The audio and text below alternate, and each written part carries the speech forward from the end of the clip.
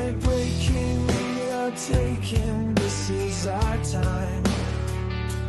Just breathe, this won't be a hard fight. The truth cash out in the night.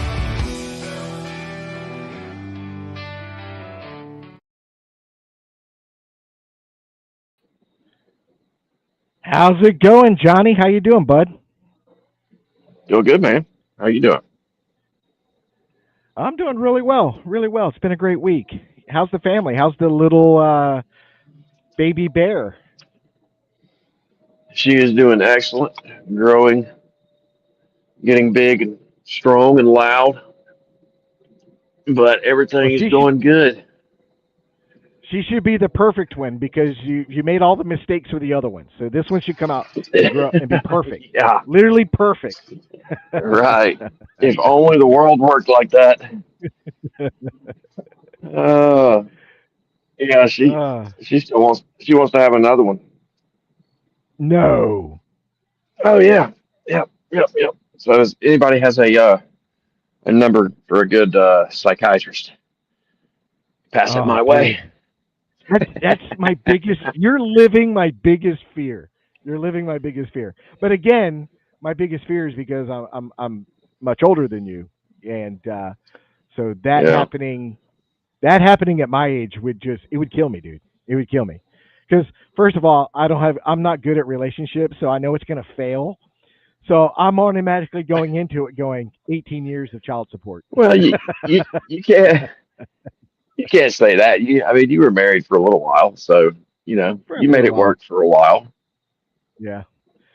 Yeah. Yeah, Well, she always wanted a big family, and then I don't know if I already told this story, but after my son was born, our second child, she's like, "Well, we got a boy and a girl. I guess, I guess I'm good." And I'm like, "All right." Well, I went and did the I took the appropriate measures to make sure that right. that would not happen again. And then about 2 years later, she changed her mind.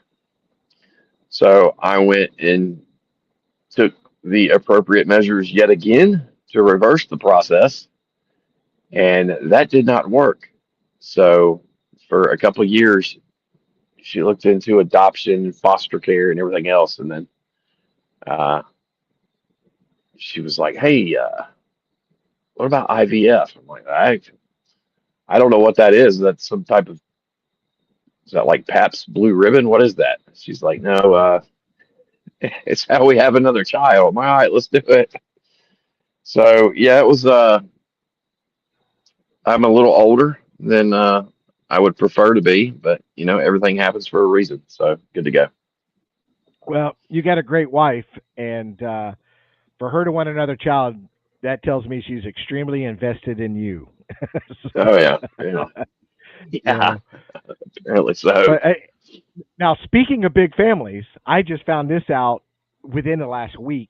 I have a brother. Well, I have multiple. There's 8 of us all together. I have, including myself. There's 4 boys and 4 girls. So I come from a large family. But I have one brother. I want to say he's in his 40s, upper, getting up there, mid to late 40s.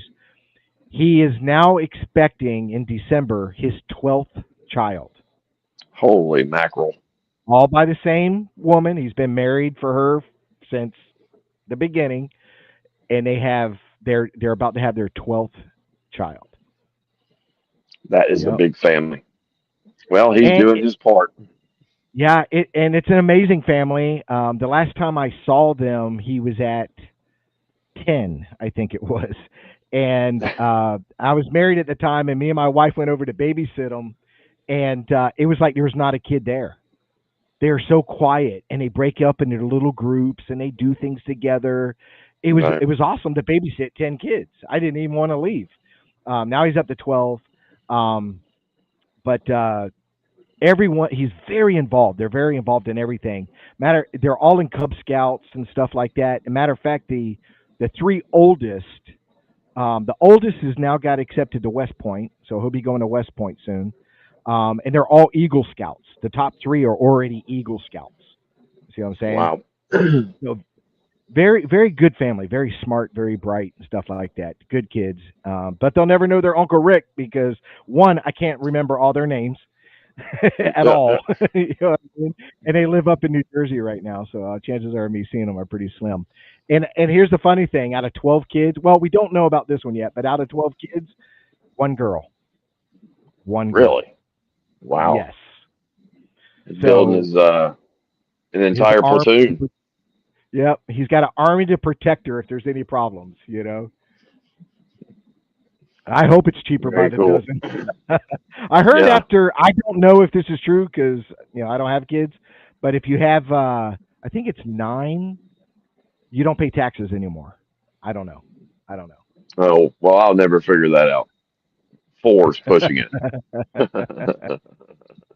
uh, it. yeah, it's I couldn't imagine. I just couldn't imagine. I told him I said God forbid she ever leaves you, which I don't think will Yeah. happen. But he's in the mid to upper 6 digit range in income. I mean, he's making over 300,000 a year, so Oh, he well, can that's afford good. a big family and stuff. Oh yeah, he's financially set. He's a president of some company and stuff like that. So really smart guy. So, Well, that's good. but So tell us about our guest. all right. So we have tonight. We have Todd Tourville, great guy. We've spoken many times on the phone and stuff like that. He's really like-minded. That's why I like him because he's grounded in his beliefs and he's grounded in his research and he's grounded in his theories. Nothing spectacular out there. If a lot of people remember in the past, we had Adam Pierce on the show, and Adam Pierce is also a co-host of um, a podcast that's actually on, I believe it's on Spotify, called Entering the Unknown. And Todd is also the other co-host. So they host together this show. And so after having Adam on the show, I was really interested in getting Todd on the show, but he had ran ill. He had gotten sick for a little bit, and I told him, "Hey, when you get healthy, we got time and stuff like that. I'm not going anywhere." So it just Yeah. worked out, and he made it, and we've got him here on the show, and I will bring him on now. Hey guys, how's it going? What's Good going on, man, how are Todd? you? Doing fine. Glad to be here. This is my first show. Your first show. Is it your first one, your Yeah, first interview? yeah, Oh, yeah. well, I don't that's know. excellent, man. I'm pretty shy and reclusive, so I like to keep to myself. It's That's like, actually why I partnered up with Richard here, is because I'm not exactly a people person, and he is. So he balances the things out. yeah. I Uh, mean, I he get along he great with people. he got me on the show because I was cheap. Yeah. Yeah, Uh, about as cheap as I it's a am. lot cheaper. And I found out it's a lot cheaper to have a podcast than to do anything else. So I figured, what the heck? It's like, I'll dive into that. Yeah, So what you got? I enjoyed What it. got you interested in all this? Well, like, I don't know, just start from the beginning. The year was 1976. I had just graduated from eighth grade.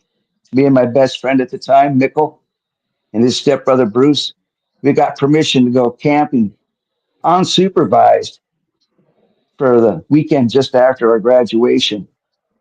So we were going to be camping for, I don't know, it's a weekend or a week. I think it was more like a week. So we went out to this place called Number Four Dam locally, McDonald's Lake on the map.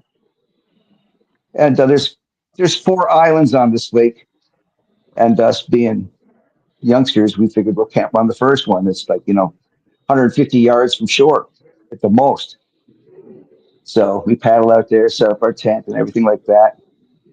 And Bruce's father was brought us up for initiation without telling our folks or his wife. And he supplied us with a case of beer. So we drank that case of beer that first night on that island.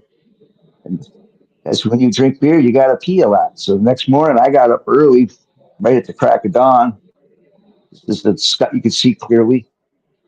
Walked to the edge of that island, was standing there peeing off that rock, and I look up and it was a feeling as I was being watched. So I looked around and there was this big hairy thing standing on the shore watching me pee.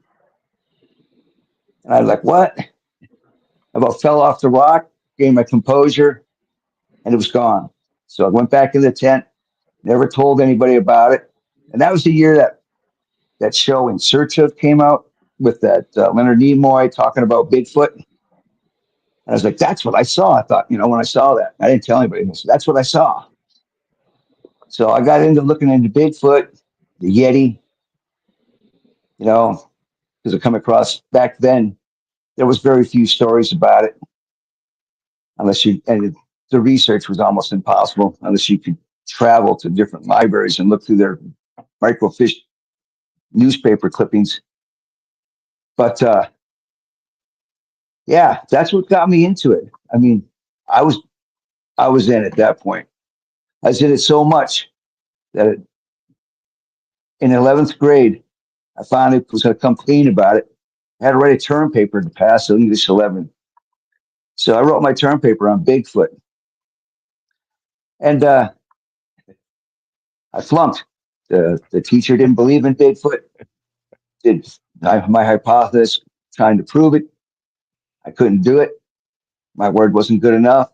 I had to repeat English 11 over. I was like, nah. And I never told anybody about it for long years after that. I joined the Navy, came out, seen places around the world, looking for other cryptids and stuff because it got me into it. And then several years ago, I don't know, maybe 20 years ago, me and a brother were on a camping trip up into the Utah mountains in Utah. I think that's what they're called. And I was call blasting some Bigfoot calls. I got some app off the internet that had Bigfoot calls. So I bought my Bluetooth speaker, turned it all the way up, and was blasted it across the little Provo River up into the mountain. And I got something to answer back. I waited 20 minutes, repeated. A little while later, got something to answer back. But this time it sounded closer. I did this 3 times. This was probably around midnight, 1 o'clock in the morning. And my brother stuck his head out of his tent and said, cut it out. I'm trying to sleep in here. So that thing reported back the 3rd time, and it sounded like it was about a half a mile away at that point. And I think, because it was coming from behind his tent, I don't think he was appreciative that thing was going to come through his tent to get to me. So I stopped for the night. I've camped out of number 4 dam again, waiting for some friends that come up every year that used to live up here. Because I live in northern Michigan, not too far from Lake Superior, like 10, 15 miles from the shore. And anyway, I was camped out number 4 one night, and it was windy out, and it was getting ready to rain. And I was sitting there waiting for the fire to go down before I can crawl in my tent and go to sleep. I was already out there for over a week by myself. Nobody else camped out there a whole week, except for that night. An RV pull came in and parked in the camping spot across the lake from me. And we were on one end of the lake where it was real small. And then it goes through its channel and it opens up into a rather large lake,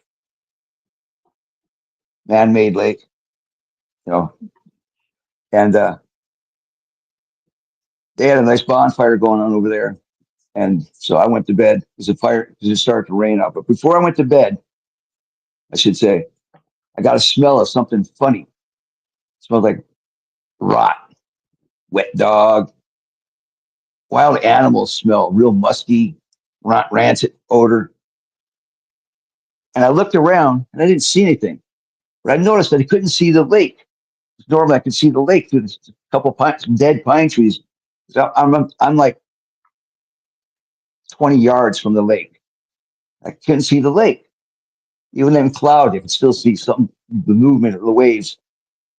So I turned around and looked again, and this time I realized the reason why I didn't see anything was because there was some big, airy, wide thing standing there staring at me, just out of the firelight. I could make out its shape, but I couldn't make out its face. I couldn't make out any fine details, but I could see the glitter of the flame off its eyes. And it was standing there staring at me. So I was like, I didn't have any, the only weapons I had with me at the time was 2 machetes and a pocket knife. And I was using my pocket knife and I was whittling on a piece of wood when it started.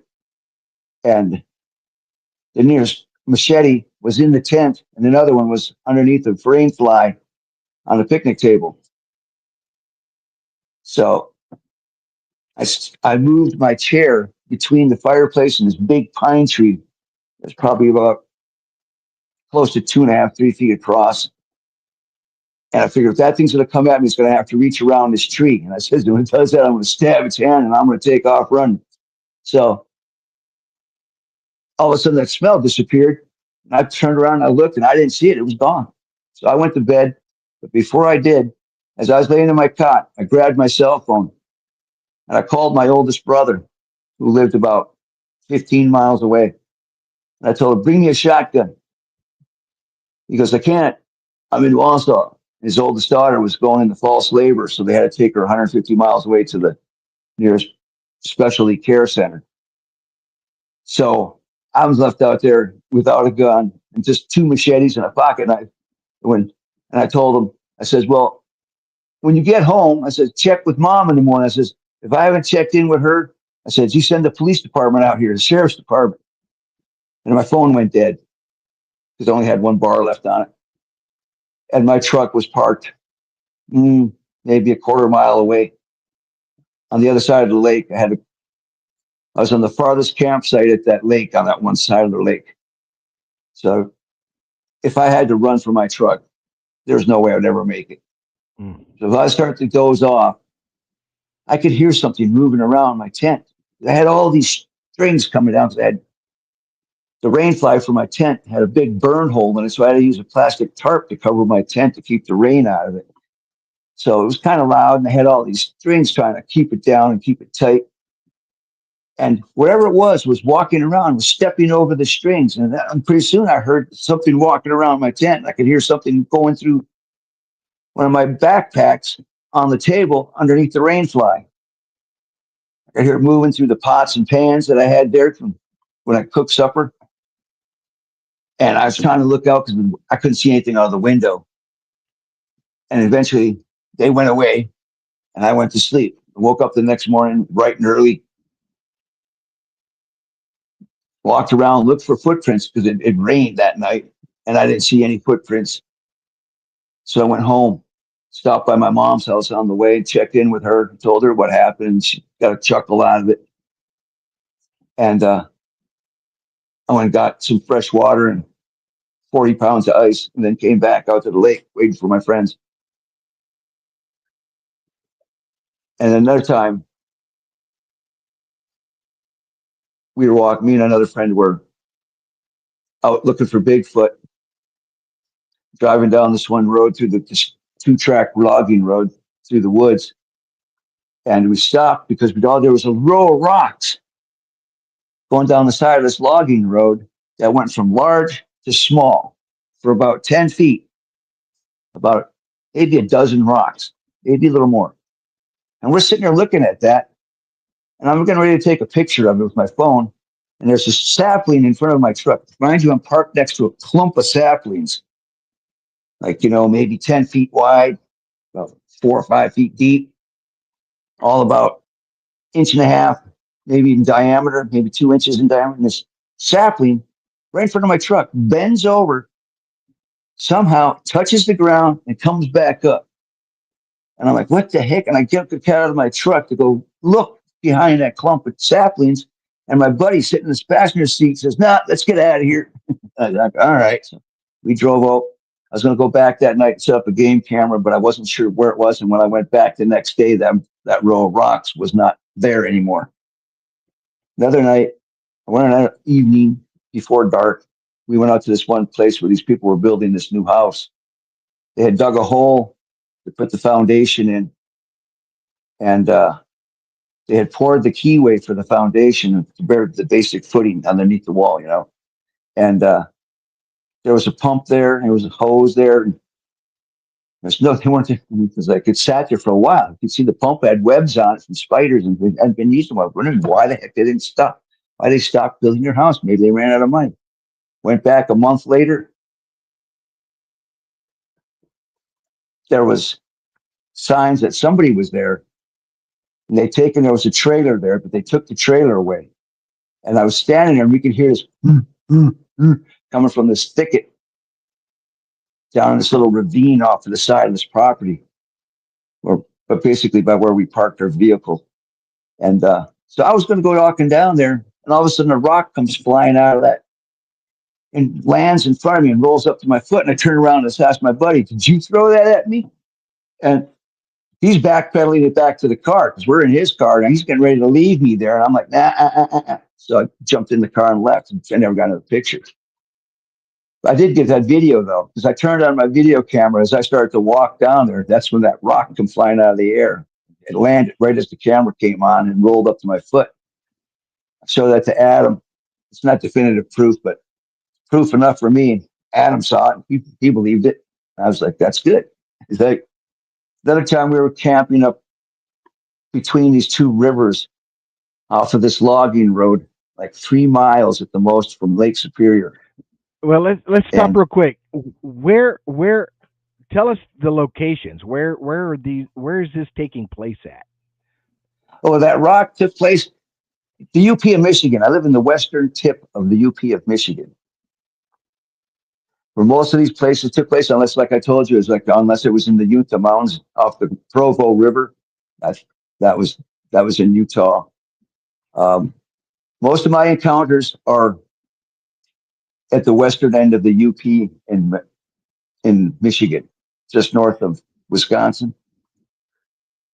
How large are these wilderness areas? Hundreds of acres, maybe thousands of acres. Okay. We got the Hiawatha National Forest right here. We have the Ottawa National Forest. There's lots of privately owned forest land up here, like people owning 1,200 plus acres for hunting. Yeah, it's pretty rural. We're the biggest. I live in the biggest town, this half of the Upper Peninsula, and it's probably got about 10,000, 12,000 people in it. It's a very sparsely populated section of the state. As a matter of fact, there's less than probably 50,000 people living in this whole part of the state, the whole UP of Michigan. Maybe a little bit more.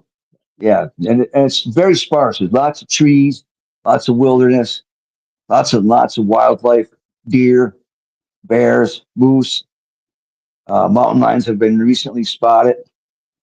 All kinds of small other critters like muskrats, beavers, raccoons, groundhogs.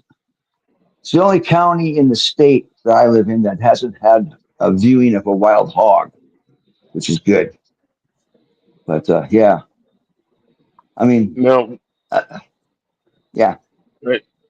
The one you saw by the fire, about how close was that? it was a good 20, 25 feet away. That's It's still just on pretty the edge of dadgum it. close.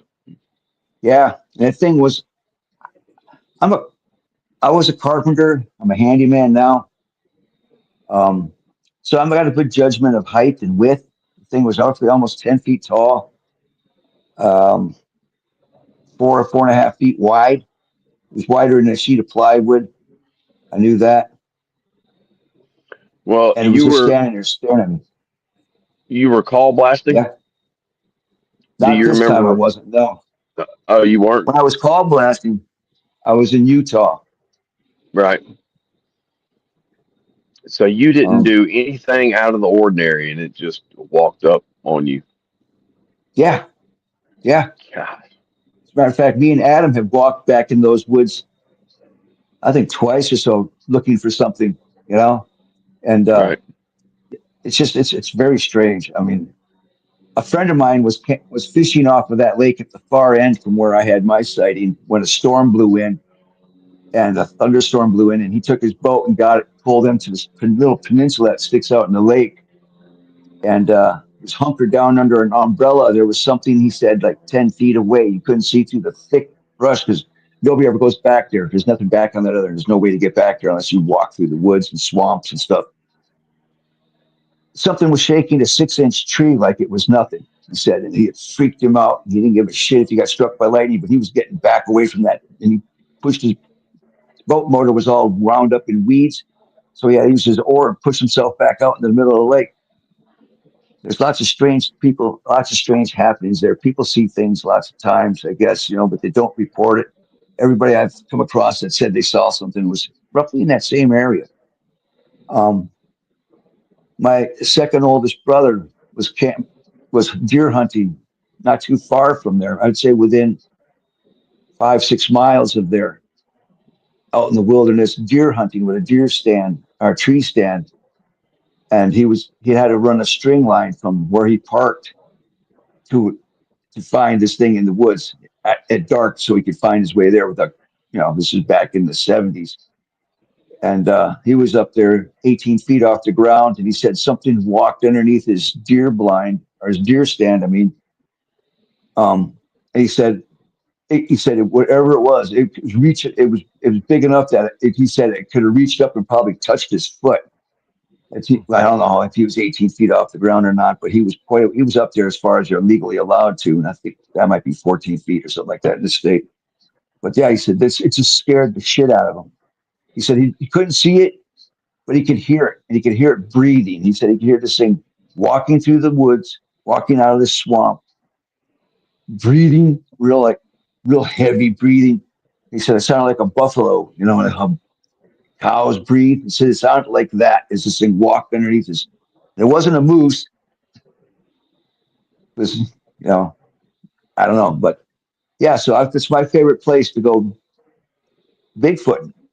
But like as I was saying before, I was 3 miles from Lake Superior, being my same brother. Um, we traveled to go check out Bigfoot places. Like a couple of years ago, we went out to Northern California, but we were camped out here in Northern Michigan, not too far from Lake Superior, not too far from Presque Isle State Park in the Porcupine Mountains.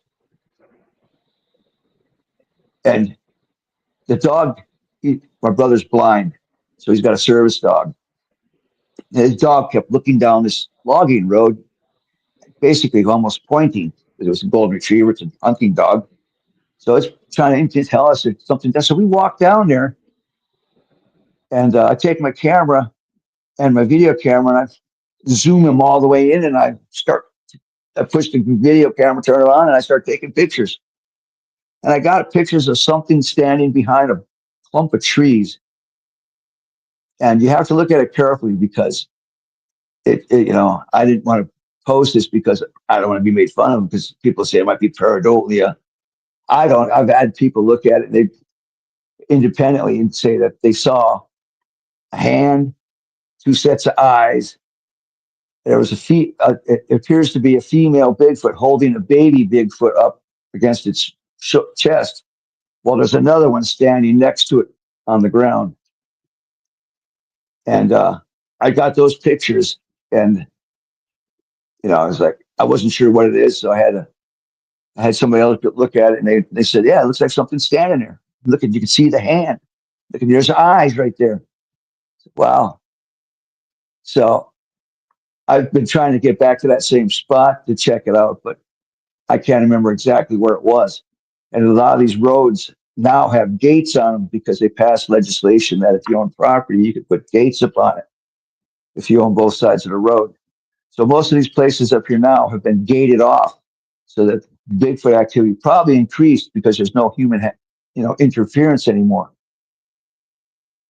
But as we were sitting there that night after I took those pictures, we were sitting around the fire cooking bratwurst on sticks. And every time I was talking, my brother said he could hear something walking around behind me. Every time he was talking, I could hear something walking around behind him. So we were surrounded that night. And unfortunately for us that night, they must have went away someplace, because that night we got 3 inches of snow. And I woke up and we had set up, a gifting spot a quarter mile down the road on a stump with oranges, apples, yogurt bars, and candy bars, and bright wrappers like Reese's cups. And nothing touched that stuff. And there was no footprints in the snow or anything. So we packed it up and left, because we weren't prepared for the snow. It wasn't supposed to snow, but it just happened to us. It was that, that happens up here a lot. It's another time I was out there by that property where I was telling you, where they were building a house. And to this day, there's still no house there. And that hole that they dug with the footings in it is now basically a swimming pool, because it's filled with water.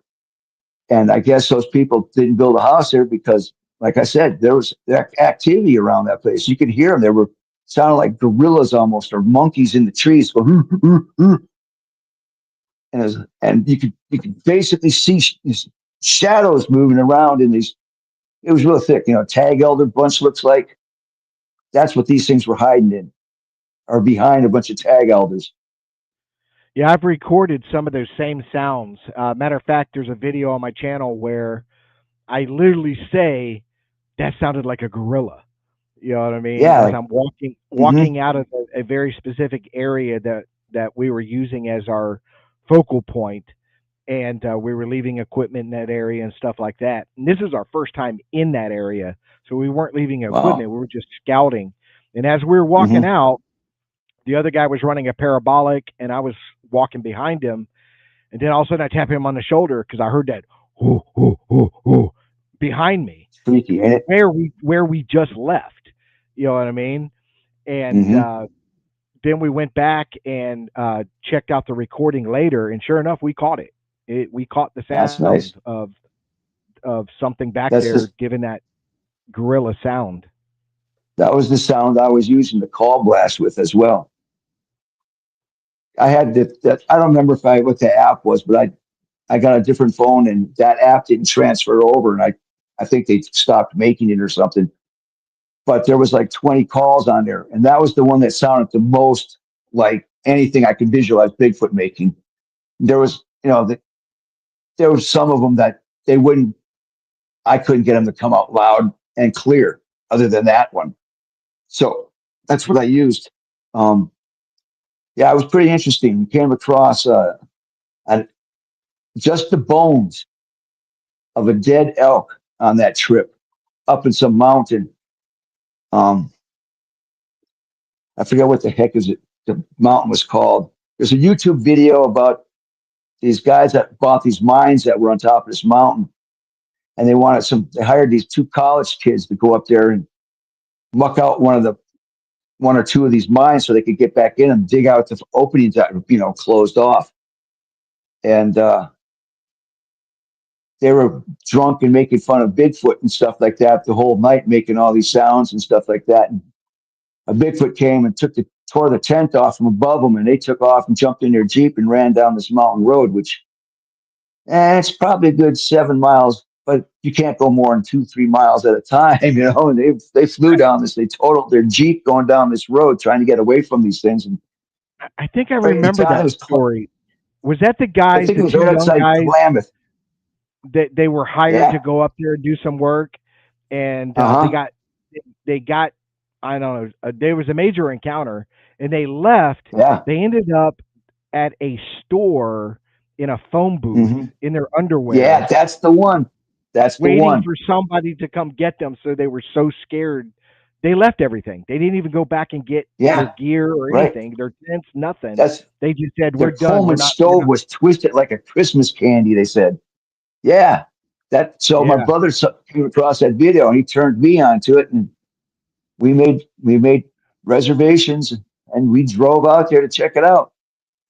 And we couldn't get all the way up to the top of the mountain because there was this landslide, and I was about to take my truck through some boulder field and start sliding off the side of a mountain. I was like, nah. So we only went up like, I don't know, 3/4, 2/3 of the way or something like that to the top, and had to turn around. But we didn't have any encounters at that specific spot because there's an Airbnb cabin right at the bottom of that road, and we rented that because the guy that owns that was also from the UP of Michigan. So he was like, yeah, sure. 2-bedroom cabin. The water smelled really bad. It was like, well, but so we stayed there for a couple of nights and recouped from the drive there. And I had to because I was the only one driving. And then after that, we went up into the mountains and found some camping spots along the Little Provo River, which was really nice because then we could do some trout fishing. And that's another reason we went up there to go do trout fishing too. And we ended up in that was a different time. One time we went up to the Teddy Roosevelt National Park in northern Colorado, and nothing happened. It was a very uneventful trip there and back, but it was my first time in the Rockies, and I really loved it. And so I'd like to go back and check it out and to find some place that's actually a lot more hot than where we were, because we got stuck in some valley and it took us 143-mile detour. We had to drive all the way into Montana or Wyoming to get to Fort Collins, Colorado, because the road washed away behind us where we were camping. Oh wow! And to drive out, had to keep going north through the mountain. Yeah, no doubt. Yeah. It's good. Good thing you had gas. Good thing I had an economical vehicle. Yeah. That's what I think I had a half a tank of gas when the ranger came and told us, I'm gonna have to drive that way. And I'm thinking, I got a half a tank of gas. He says it's 147 miles. And I hope he makes it. I could be 20 miles out of town with a half a tank of gas and look at my partner and go, "We ain't making it." my truck drinks gas, man. Dodge ain't known for having good gas mileage. Yeah, No, not at all. I got a Ford F-150 that's got an extended tank on it. Yeah. My gas tank's like, we don't know how many gallons is in it because it never shows the same thing. We figure it's close to 40-gallon gas tank on my truck. Wow. So when gas prices were super steep, I'd have to take out small business loans to fill it. Yeah, I got a 22-gallon tank, I think, or something like that, and I fill it up. At a half a tank all the time, which anybody should. It saves your fuel pump, but I do mine at half a quarter tank. Yeah, my truck gets 20 miles to the gallon if I'm going 65, 70 miles an hour. It seems like the faster I go, the better gas mileage I get. I don't know. Yeah, I do really well with the wind blowing behind me. If it's blowing me, it's going with me. Yeah, I tend to do a little bit better. Downhill, I do really good. I want to go back to your first sighting real quick when you were a child, and you were taking a leak off the boulder, and you saw that one. Describe that one. Tell me what you remember with what that. I remember like. It was standing there facing me. It was standing in the water. I think the water was up basically like just below its knees. One hand was down to its side. The other hand was holding onto a branch up by its head. And it was just standing there staring at me. And in order to get out of that water and disappear that quick, that thing had to move like lightning speed. I mean, seriously. I could not figure out how it moved that quick. Describe what it looked like as far as hair length. Did you get to see any facial features? Looking at it, it's about 100 yards away. I would say the hair length is probably about 4 inches, maybe might be a little bit longer. It wasn't like fur, it wasn't completely covered. I could make out its chest. its face. It looked it's like a cross between a man and a gorilla. Kind of like some kind of caveman looking thing. It had like it had a bearded mustache. It was bare around its eyes and down to partially part to its cheek. About whatever this is, your cheekbone. That's where the fur pretty much stopped. I mean, it went up like somebody who hasn't kept beard.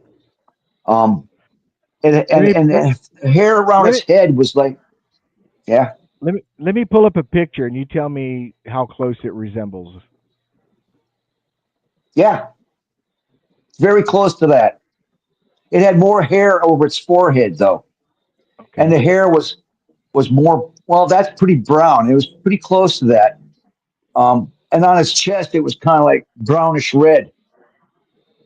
Um, I could make out its arms were huge. Bigger than my thighs was its biceps. And back then, I was a weightlifter. Um, that's what I remember. I, The I, thing had I'm gonna huge. let me ask you Yeah, another question. Because I know my buddy's in the chat room, Icebox, and he's working on some research right now. So he's working on smell. And you said earlier that you had smelt when you whatever occasions that you smelt this creature. What time of year was it? this was early summer, Approximately right early summer. right before the 4th of July. I shouldn't say the Okay. early summer, midsummer, right before the 4th of July. Yeah. You I know, I wanted to ask because that because you had mentioned smell, and Icebox had contacted me just recently, and we were talking, and he's working on something with smell and wondering if it's a time of year thing or different theories on smell. So I just yeah, when you I brought that wonder if up, I that's. wanted. I wonder if they can control that. I kind of believe they can. Um, Well, my I don't theory is know. they can. My theory is they can. Yeah, I think they use it. I have two purposes for smell.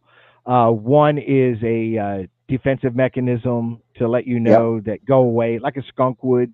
I'm here, go away. yeah, Or it could also be for mating. They're sending out yeah. this smell, these hormones to attract, Hmm. a mate, and it could be on the Pheromones and female. shit. The only thing we need to narrow down is it the males or the females that do it, or do both do it. I don't know. That's That's where, it. I don't like know John, either.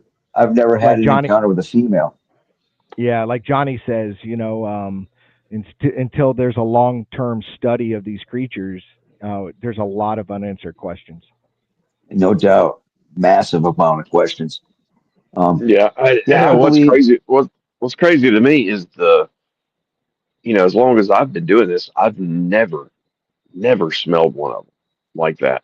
Really. But then you How have many then you encounters have have you people had? like you, um, encounters numerous. I guess it depends on what you call an encounter. Sightings, I've had three, Yeah. but one was 50 feet away.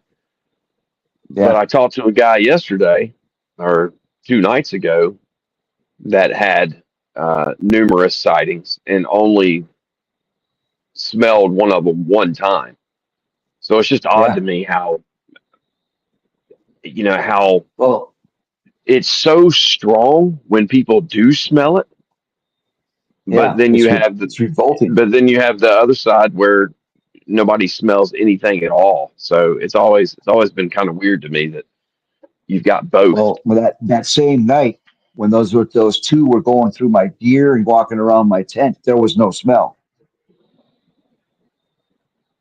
So Yeah, I'm wondering I- if. I've only I've only dealt with smell once, and I was hiking, by myself, and I was in this one area I'd never Mhm. been in, and on the way back, I was taking the same path back, and when I came back to this one spot, I got this odor that wasn't there when I first came through. Very musky, very. Mhm. I'm not like one of these people that says it smells like dogs and trash. It just was a very heavy, musky smell. And You ever then later, recognize that smell? Yeah, when this was dogs like get a aggressive. yeah, yeah, it was a really bad, like just molded, nasty Hmm. linen that's gotten wet, or something like that. It was a bad smell. And then me and another researcher went out there. I don't know how much time had passed, at least a couple of weeks. And that same area at nighttime, we went out at nighttime with night vision and thermals, and we caught something in the woods. It sounded like it was just ripping apart a tree, just clawing Oh, at a tree. I don't know what they were. I mean, of course, unless you see it, you don't know. I mean, because there's so many right. animals out there. But with that area, with the smell, with what we had encountered that night, and then on Thanksgiving that same year, there was two separate Class A sightings in that area within a few hundred yards of that same Wow. area from two different groups, one on like a Friday and the other one on a Saturday or something like that. It was To the two hot different spot. days, but it was the same weekend, and they had sightings. So Is that the I same don't place we went, Richard? no, no, No. no. Even though that Huh. area that we went to is, I love that place. Yeah, yeah, it's a pretty nice place. Yeah. I like I it want to because go back to Northern California. yeah, that area me and Johnny's talking about, it's 60,000 acres. I mean, it's huge, and Wow. it's very isolated. Where we were camping, you're 7 miles from the entrance to this place to get to where we're camping, Okay. and it's very primitive. Um, Hmm. but it has everything there, as far as I'm concerned, that could um, hold a creature like that. You got Yeah. 60,000 acres. You've got different water sources. Definitely, there's a lot of food sources with deer, hog, whatever's out there. I'm sure there's turkey and everything else, every animal known to Hmm. man, except for bears. For some reason, I talked to a biologist that weekend that worked for FWC, because there's this guy, this little old man that sits at the main gate. He's not there for us. He's mostly checking in hunters, and she showed up to talk to him, and then I just started this conversation with her, and I asked about bears, and she said there's never been a bear sighting in that 60,000 acres, which surprises me. I mean, because we got bears all Yeah. over Florida, but she said there's never Hmm. been a sighting of a bear or signs of a bear. So that made me think that if Johnny or us, while we were out there, ran into somebody that had an encounter and said it was a bear, we would know, okay, it might not be a bear because you said there's no bear out here. See what I'm saying? Right. I wonder why. What if they got all that eaten up by the Sasquatch? No, You I know? think I think with bears and Sasquatch, and this is just my theory. I don't know. I'm no expert. Um, the two things with predator animals are one, they attack and they kill quickly because of they don't want to waste the energy. See what I'm saying? Right. Um, and two, when you fight another animal, an injury could be life threatening. It could be a simple Right. injury. I mean, me and Johnny love the outdoors, but if we were out there and we, you know, get a really bad cut, or we break a leg or get bit by a snake, it can be life threatening because you're so far Right. away from help. And these creatures, I think, are aware of that. If I fight this other predator, alpha to alpha, and I get hurt, it could be life threatening. You know what I mean? But that's just my theory, anyways. Yeah. I can see that. Then I see grizzly bears and black bears live in the same habitat, which is kind of unusual. And I You think they know? share habitats with bears. I really do. I think their Yeah. diet and everything is all in the same guidelines. Yeah. Omnivores, Yeah, I think they eat where they eat. anything that's available. Yeah. Kind of like us humans. Well, I don't eat Yeah. noodles, but yeah. Yeah, So I always wondered if the smells actually came from what they ate. Like maybe they eat roadkill, or maybe they've gone through a garbage can, or maybe they picked up something like that, you know. Yeah. I always But thought that they're the close to humans, so description, it's BO. yeah, the description is from one smell to the other seems to be all over the place. So it's kind of hard to pin it down. You know. Hmm. Yeah, Yeah, right. when I first started this a long, long time ago, my always thought was it was just body odor. I mean, this thing's living out there. It's Hmm. even if it's bathed in a swamp, I mean, you're gonna smell like swamp. You know what I mean? Exactly. And that's why it's called a swamp ape here. But as time went by and you look at different things, and I'm more towards it excretes it. Like a gorilla, a lot of people don't Hmm. realize does excrete a scent. You know what I mean? Yeah, And I'm thinking if very this thing musky is a odor. cross between, if it's more human, it might be body odor, but if it's more on the gorilla side, it may be excreting this for certain reasons. We don't know. And, like I said, You can Yeah, actually buy that gorilla scent.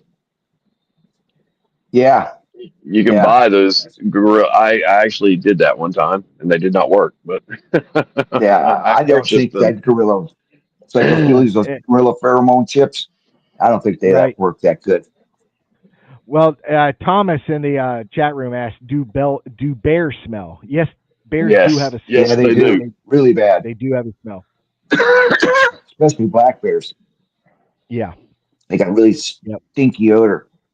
Yeah. Now we had a guy on the show in the past. I had ran into him at a conference a couple of years ago, and we were talking, and he actually was on television. He had a show. I think it was on the History Channel or something. It was one of those shows, but he was doing work with the Seminole tribes here, and his job was, animal control, basically, bad alligators, bad this, bad that. And he was telling me, and I did not know this, with the black bear, out of all the bears, grizzlies, black bears, and stuff like that, the black bear is the most aggressive. If a black bear charges you, you have to fight it. There is no lay down, act dead, or anything like that. You have to fight it until it gets this Yeah, the idea that you're going to fight and it's going to move on. That's why we try to scare them first. I'm not opposed to right. people having a conversation in the woods, because I want, if there is a bear, I want it to hear me and move on, because they will Hmm. avoid you. But if they do Yeah, aggressively attack you, they're going to kill you. He said, where a yeah. I've grizzly or hiked something through like that, grizzly country. you I've can lay hiked through down grizzly and play country and dead. had to wear bells on my shoes. Yeah. Yeah.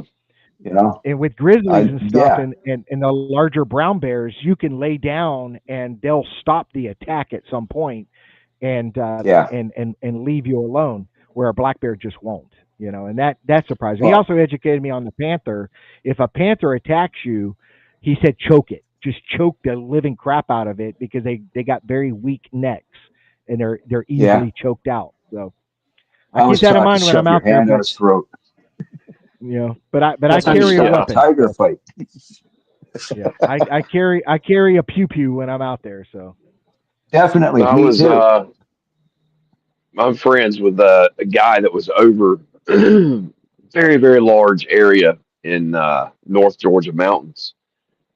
Frank Manning. He just retired. I think maybe last year, year before that.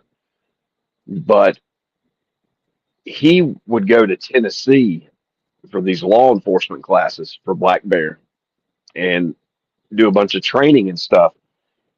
And kind of along the same lines you're talking about, Richard. Black bears, they don't attack very often, right, but when they do, it usually is deadly, because 99% of the time a black bear is going to run away.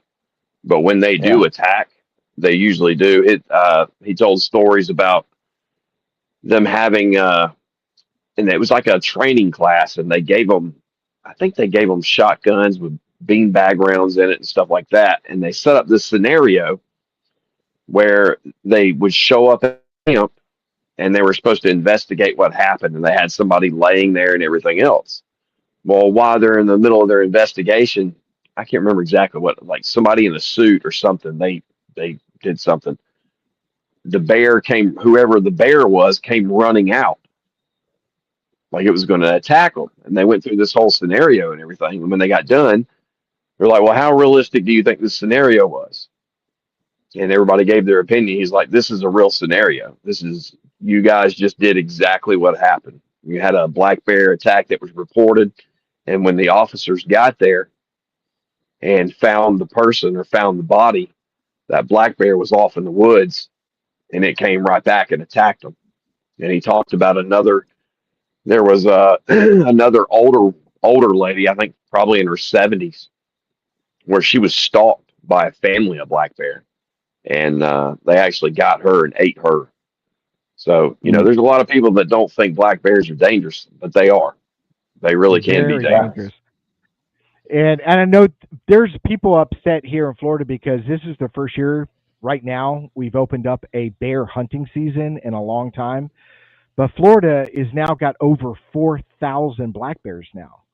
Wow. And so they do That's need probably to be the numbers brought down a little bit, but there's so many people upset about it. I grew up in this town. I'm 56 years old. I grew up here. I was born here. I went to high school here, and it was always known there are no bears, none. The game wardens, everything. When we go out to the local state park, they always said there's no bears here. You go out there now, every dumpster has bear cages around it so the bears don't get in there. Mm-hmm. I've specifically seen bears in there. I've helped the game wardens scare the bears with whistles and clapping hands to get them out of the areas. So we're inundated with bears now. And I truly believe that bears and Bigfoot, or swamp apes if you're in Florida, I think they run the same areas. You know what I mean? Because I think they're both very large apex predators, and I think they all eat the same things. You know what I mean? Even when a cub is born, the mother bear is gonna teach them what to eat and what not to eat. And I think it's the same with Sasquatch. Is it learns what to eat and what doesn't eat, and it learns from the bears, it learns from the panther, it learns from all the animals what's edible and what's not edible, and of course it's probably going to teach its young as well. Again, just a theory. I'm not an expert. Yeah, so you do that to your children. Humans do it. Teach our children what to eat.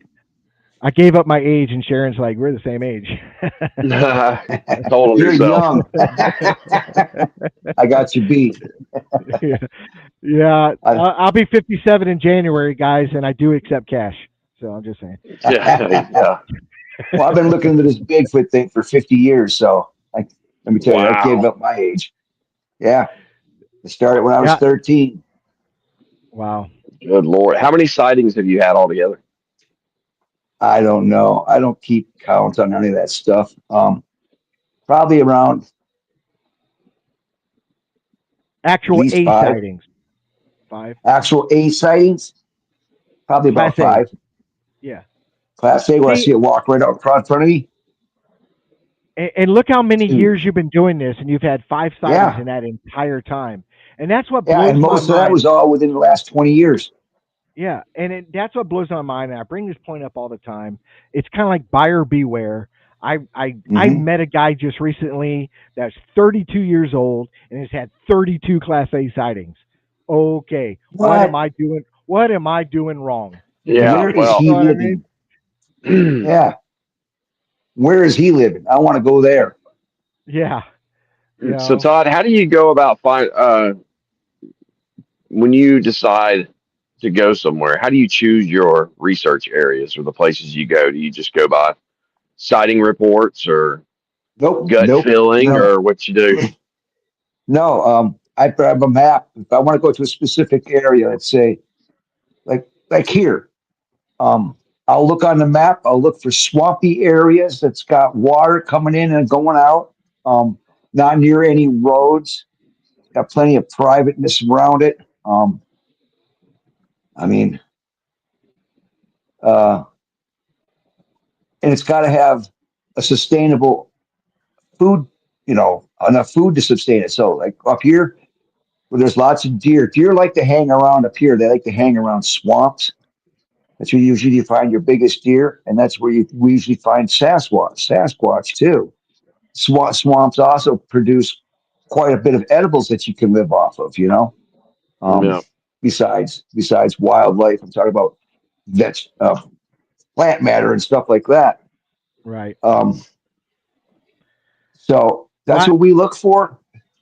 And what I want to know is, but lately it depends on the question. It's like, well, what if they live in caves? So we go to look, me and my brother Scott, my second oldest brother, my blind brother. We go look for a place that's got a lot of caves. Like we went down to south of us or north of him. My brother Scott lives in outside, down in Illinois, outside of Chicago, and I went down, picked him up, and drove. We went and camped in the Kettle Moraine because there's lots of cracks and crannies and caves, and it's all kind of pristine wilderness because you can't. There's hiking trails and stuff through there, but for the most part, it's pretty much left alone except for during deer season. And these things, I believe ours migrate south because that's another thing. Is what was the question? Where they go in the wintertime? So we went down to the Kettle Moraine at the beginning of winter to see and camped down there to see if we had any Bigfoot activity. Naturally, we didn't, but we ran into some hunters that said that they had. So I don't know. It depends on where we look. It depends on the question. It's like um, years ago there was a story in the internet talking about this Dr. Miller who worked for the Department of the Interior, who is the National Park Service and that. And he was hired by the feds to study these things because there was this major storm in Northern California that knocked down some major trees, and they had these crews going in and not clean up these trees and get these roads open. And they came across a female Bigfoot underneath this redwood tree, and they didn't know what it was. So they sent Dr. Miller out there to do this thing, to take this thing and autopsy it and study it and take notes. Well, in his notes, according to the story, after he passed away, his daughter came across his notes when she was cleaning out his house, and she published these saying that there's 6 different subspecies of Bigfoot in the United States alone. So I want to know is, well, where are they living? Are each one and each one is differently adapted to its environment. So we went to Northern California to see, because I've never seen redwood trees up close. And I always seen the ones on TV and pictures and stuff like that. I want to see these things. Well, not all redwood trees are, trunk for about 150 feet, until it gets to the branches. A lot of redwood trees have branches starting right at the bottom of them. Some of these branches are as big around as the trees we have up here and the pristine trees that we have up here that haven't been forested in over 100 years. We're talking 10, 12 plus inch wide branches that these things can just climb up into the trees and live. And their hands are shaped like it. They're developed to hang on to branches, and their feet are developed to stand on branches and to manipulate their way around in trees, just like chimpanzee hands and feet.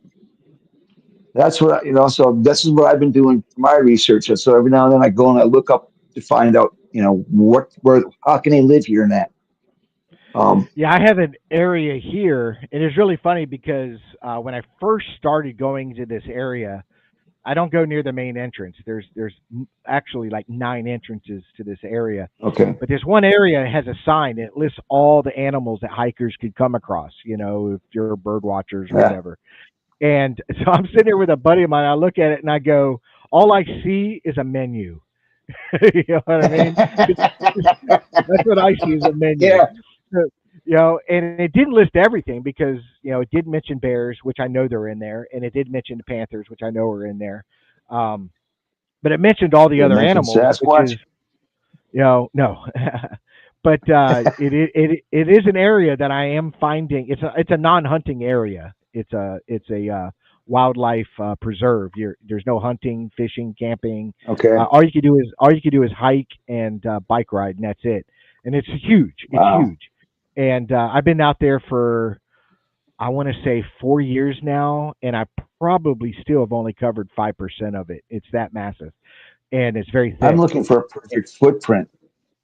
Yeah, I've gotten some prints out there. One that really stands out was me and another guy at the backside of this property. There's a fence line, which is basically the fence is just the border from one county to the other is all it represents. And we Uh, found a spot where something has been coming over this fence because it was pushed down all the way to the ground. So we walked mm, over that, and then there's this huge easement and then another fence. So we just started walking down that easement towards the swamp area. And as we walked in, we weren't there 5 minutes. We walked into the swamp area, and this is on my channel. I videotaped it, measured it. There was a footprint. I think it was 15 inches long, but it was nice. filling. It was filling full of water So it was as fresh. I'm Yeah. filming it. You see Wow. it slowly. Water filled the footprint. So by the time the water fills it, you can see it's a perfect footprint, and that happened as we're walking towards it. So whatever left the footprint saw us before we knew, Hmm. and it got out of the area. So Probably less than you know, 10, less than 100 feet in front of you,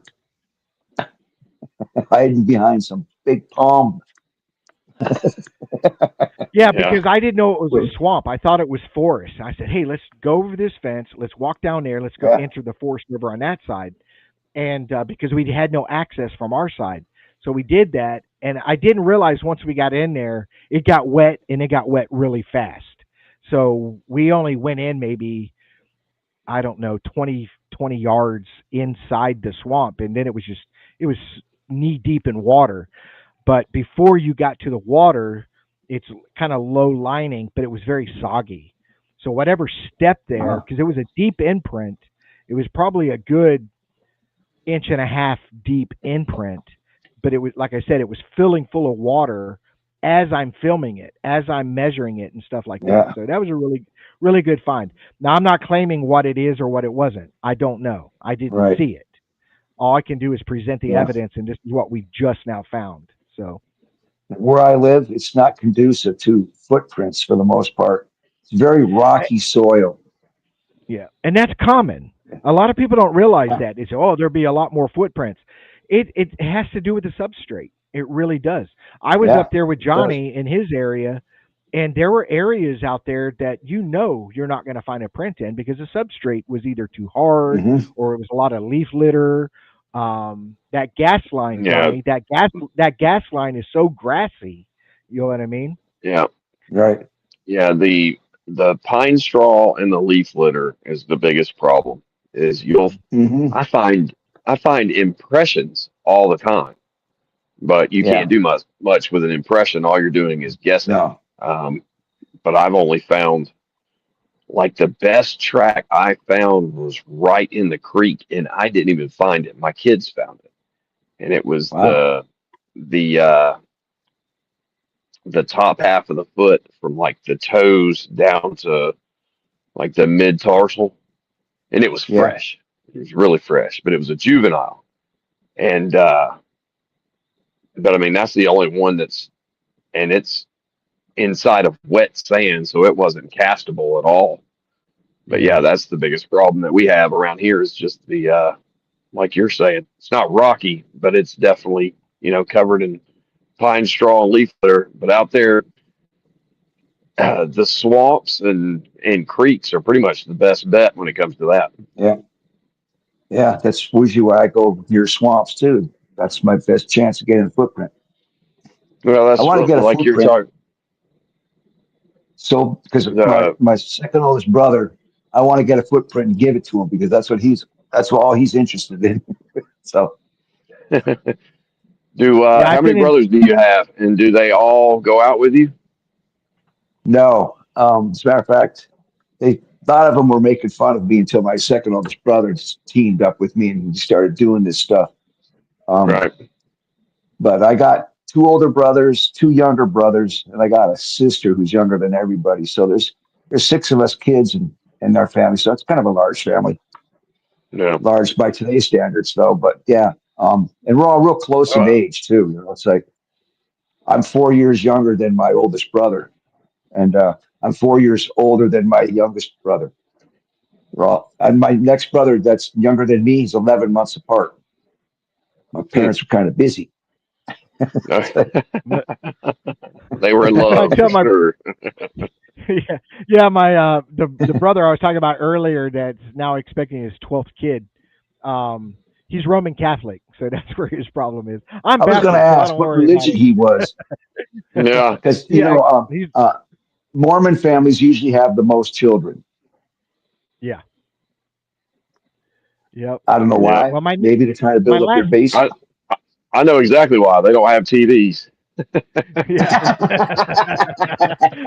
They don't watch football on Sunday. Exactly. Well, neither do You I, but gotta I don't have find any children. you gotta find something to do when the sun goes down.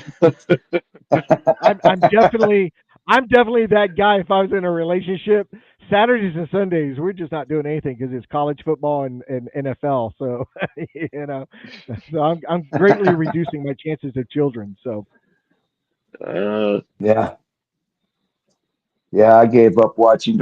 I haven't had cable in over 12 years, yeah, I gave and I up. yeah. have I no gave up. children. So it obviously doesn't I work wa- for everybody. I mean, I got a Fire Stick No. and I got a digital antenna, and that's all I need. I'm not paying the cable company extra No, exorbitant amount.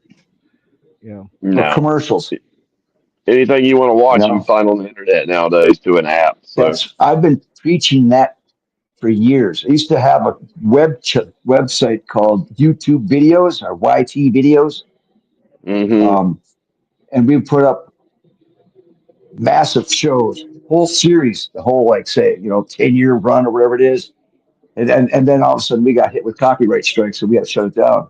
That was 11 years ago. Yeah. Yeah. But YouTube is. yeah, I had somebody today mention. He's a guy we had on the show in the past, and he was on Facebook, and he had mentioned that he was just on he was on Sasquatch Theory with Miguel, and he had made a comment. He goes, watching the video. How come these YouTubers are putting it under entertainment? And then I had to explain to him because if you don't put it under entertainment, there's a lot more restrictions. You know what I mean? big time. So it's best if you want subscribers or if you want viewers or you want people to actually enjoy your material, you have to put it under entertainment. It's the same Right. with like chat rooms. When we do videos and you have a chat room, it has to be over 18 or you can't have I didn't chats even or I didn't comments. even know that there was an option Huh. to pick that. Where do you pick that at? I couldn't tell you I didn't know offhand, that but either. I know it's there because I've had to do it and put entertainment, that way. And you see it now because you'll see people do these shorts and they'll say Yeah, this is entertainment purposes only, even though they're telling you yeah. something like hey, this cures COVID, but this is entertainment purposes only. They have to put those things in there, or you're going to get strikes, or you're going to get restrictions, or they may limit Hmm. who gets to view your show. You know what I mean? I had a buddy of mine with a fishing channel, great guy, and all of a sudden his shows weren't being seen, and because they changed their guidelines on fishing shows, they Oh completely changed the man. guidelines on something as simple as fishing. So it made it more difficult for these guys that had fishing channels to get their content out there. See what I'm saying? Hmm. So it's explaining to people. You have to understand that it might say entertainment, but take that for what it's worth. You know. Yeah, it's like that with writing. You have to make sure you don't get copyright infringements. I And got a copyright infringement on. And anybody who watches my channel, I do these where I'm just walking and I'm just filming while I'm walking, and Sony hit me with a infraction because of bug sounds. get the heck out of They here. Like to because see them win that lawsuit.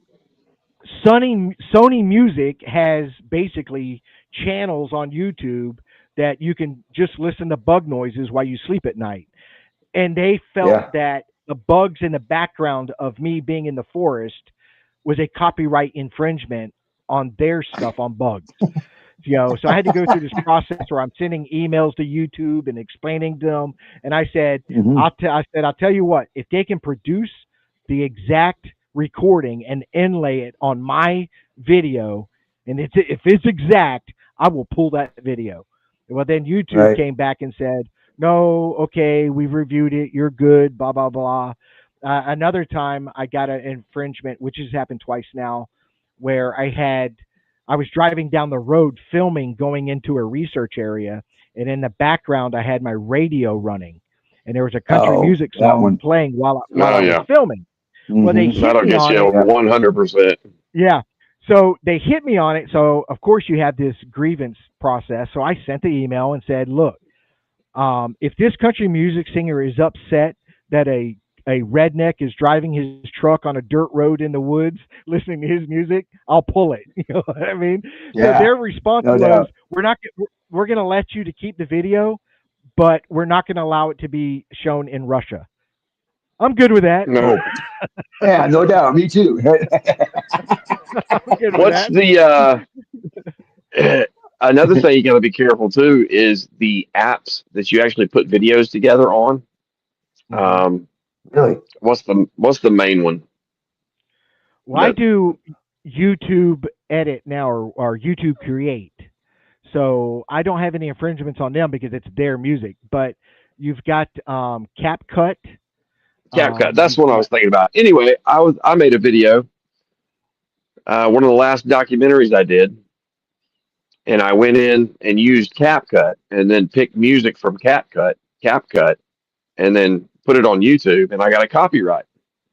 And I'm like, wait a Huh. second, I used CapCut to do this. Do they not have rights? So just because you have CapCut has the right to let you make a video with that music, it doesn't mean that you can put it on YouTube.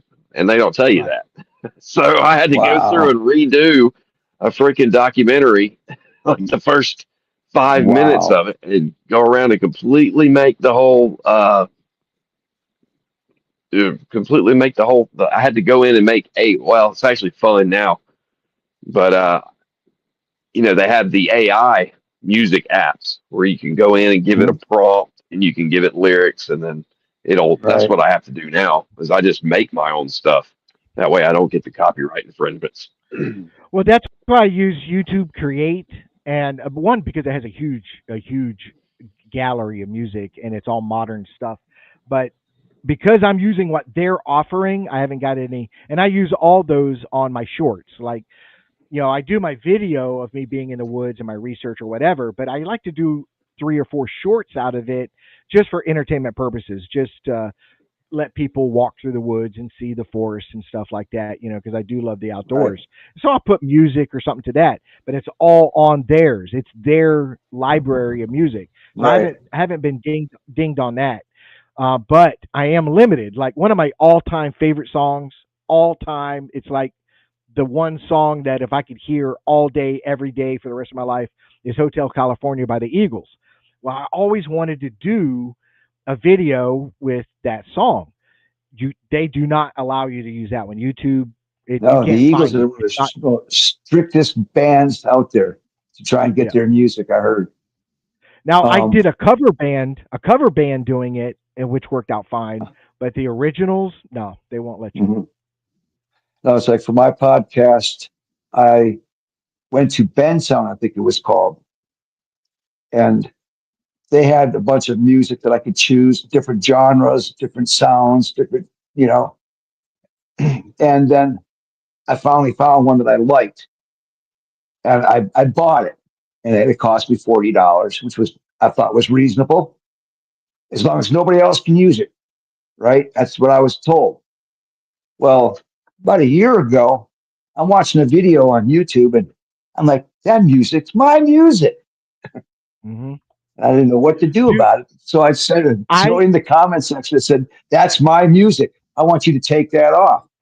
I And I know people that have written and produced their own music and used it in their own videos and get copyrighted, mhm. and it's theirs. Yeah, yeah. So Sounds like the YouTube John is weird. Fogerty YouTube is weird. case. So Yeah, I mean, you've had a long history of being out in the woods and researching this. I mean, we could spend all night going through all your encounters or all your stuff, and you've given us some great stuff. Um, so it is a great show. I mean, you have a lot Yeah, of knowledge. We have to bring you back, and we'll go in through more recent stuff. Let's say in the last 10 years or 15 years and stuff like that, sure. and go into a lot more Make detail and stuff like that. Yeah, 50 years is a very long time to be doing this. Yeah, It is. I'm trying to get together with Adam, and I'm trying to go into. We got the northern half of the lower part of the Michigan. There's the Manistee Forest, and then it comes up across the UP, just across the vert where the two meet. Um, and Adam lives over by that right now, and he's kind of freaked out because that's where he's going to be deer hunting, and he's like, I don't want to go in them woods. I'm like, I want to go in them woods because maybe next time you have us on, we will probably have maybe a freaking dogman sighting, so that's what I'm striving for now. I want to find out if there's actually these things out there, and if they are they as bullet resistant as they say?